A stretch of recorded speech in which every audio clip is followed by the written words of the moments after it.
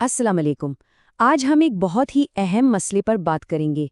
एक ऐसी उलझन जो अक्सर लोगों के मन में रहती है, स्टॉक मार्केट में पैसा लगाना। आखिर ये सही है या गलत? सवाल बिल्कुल सीधा है। क्या इंडिया में स्टॉक मार्केट में इन्वेस्ट करना इस्लामी उसूलों के खिलाफ जाता है? इसके बारे में इतनी अलग अलग बातें सुनने को मिलती हैं कि कन्फ्यूजन होना तो लाजमी है। और ये परेशानी सिर्फ एक दो लोगों की नहीं है। लाखों हिंदुस्तानी मुसलमान हैं जो इसी डर और कंफ्यूजन की वजह से स्टॉक मार्केट से दूर रहते हैं। उन्हें कहीं ना कहीं ये लगता है कि ये तो जुआ है, सट्टेबाजी है और इससे बचना ही बेहतर है। लेकिन क्या सच में ऐसा है? चलिए आज इसको बिल्कुल आसान जबान में समझने की कोशिश करते हैं। तो सबसे पहले ये समझना बहुत जरूरी है कि मार्केट में हर तरह की ट्रेडिंग एक जैसी नहीं होती। इस्लामी उसूल इस बात पर गौर करते हैं कि कोई भी इंसान शेयर खरीद कर आखिर कर क्या रहा है। मोटे तौर पर दो तरीके हैं, डिलीवरी और इंट्राडे। डिलीवरी ट्रेडिंग का मतलब है कि जब शेयर खरीदा तो उसके असली मालिक बन गए, उसको कम से कम एक दिन या उससे ज्यादा अपने पास रखा। इसको ऐसे समझिए जैसे एक गाड़ी खरीदी। दूसरी तरफ है इंट्राडे ट्रेडिंग। इसमें सुबह शेयर खरीदा और मार्केट बंद होने से पहले शाम तक उसको बेच दिया, बिना उसके असली मालिक बने। ये तो बस कीमत के उतार चढ़ाव पर एक दाव लगाने जैसा है। अब सवाल ये उठता है कि इन दोनों में से कौन सा तरीका इस्लामी उसूलों पर खरा उतरता है। इसके लिए हमें दो बुनियादी उसूलों को ठीक से समझना होगा।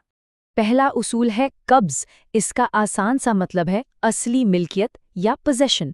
ये बिल्कुल आम सी बात है, जैसे कोई भी इंसान किसी दूसरे की गाड़ी नहीं बेच सकता जब तक वो गाड़ी उसके नाम पर ना हो। इस्लामी उसूल कहते हैं कि किसी चीज़ को बेचने से पहले उसका हकीकी मालिक बनना ज़रूरी है। दूसरा उसूल है अल-गुन्म बिल-गुर्म।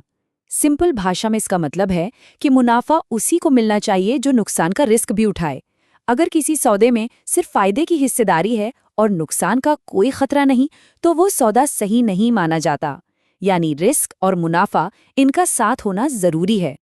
तो चलिए अब इन दोनों उसूलों को डिलीवरी और इंट्राडे ट्रेडिंग पर लगा कर देखते हैं कि क्या नतीजा निकलता है।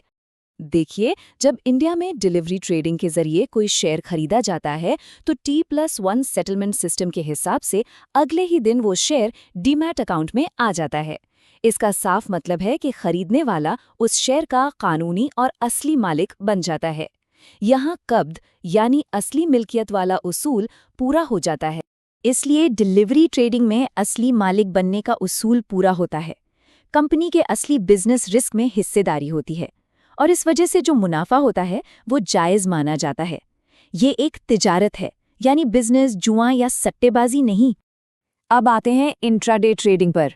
यहाँ क्या होता है? जब सुबह शेयर खरीदकर शाम को बेच दिया तो वो शेयर डीमैट अकाउंट में कभी ट्रांसफर ही नहीं हुआ, यानी उसकी असली मिल्कियत कभी मिली ही नहीं। यहाँ देखिए, कब्द का उसूल सीधे सीधे टूट जाता है। एक ऐसी चीज बेची जा रही है जिसके मालिक बने ही नहीं। साथ ही यहाँ कंपनी के बिजनेस रिस्क में हिस्सेदारी नहीं है, बल्कि सिर्फ कुछ घंटों के प्राइस मूवमेंट पर दाव लगाया जा रहा है। इस्लामी उसूलों के मुताबिक इसको जुआ या मैसिर की एक किस्म माना जाता है। तो अब तक की इस पूरी बातचीत से एक तस्वीर बिल्कुल साफ होती है। बात डर की है ही नहीं, बात सही समझ की है। तो इसका मतलब क्या निकलता है? साफ और सीधा मतलब ये है कि एक मुसलमान बिल्कुल स्टॉक मार्केट में इन्वेस्ट करके अपनी दौलत को बढ़ा सकता है।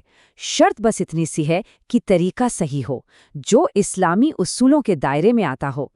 तो आज के इस विश्लेषण से चलिए 3 खास बातें याद रखते हैं। पहली, डिलीवरी और इंट्राडे ट्रेडिंग में जमीन आसमान का फर्क है। दूसरी, इस्लामी उसूलों में असली मिल्कियत एक बुनियादी शर्त है। और तीसरी, इसलिए डिलीवरी ट्रेडिंग जब सही कंपनीज में की जाए तो वो एक जायज़ तरीका है। उम्मीद है इससे काफ़ी लोगों की उलझन दूर हुई होगी। बस एक बात याद रखें, जब बात समझ आ जाती है तो डर अपने आप खत्म हो जाता है।